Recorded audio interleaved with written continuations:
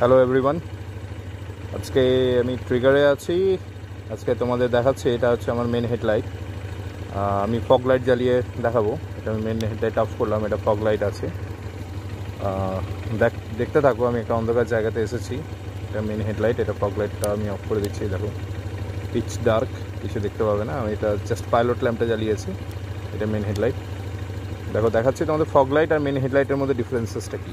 দেখো এই যে এখন দেখতে পাচ্ছ গাড়িটা চলছে, এটা হচ্ছে ফগ লাইটে। সামনে দুটো ফগ লাইট আছে, সেই ফগ লাইটে আলোতে যাচ্ছে। এবার আমি ফগ লাইটটা অফ করে দিচ্ছি। এই যে ফগ লাইট অফ করে দিচ্ছি, পিচ ডার্ক। এটা হচ্ছে মেন হেডলাইট। মেন হেডল্যাম্পের জোরটা দেখতে পাচ্ছ, কেমন পুরো আলো করে দিচ্ছে। এটা এলইডি আছে সামনে।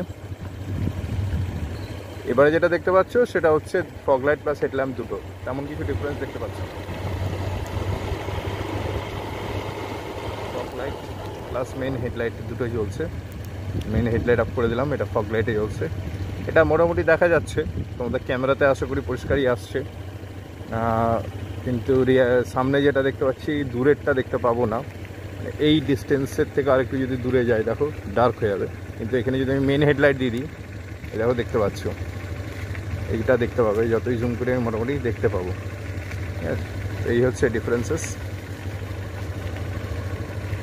Main headlight powerful main headlight এবং অরিজিনাল এডি আছে, ব্যাটারির উপর কোনো ইম্প্যাক্ট করে না।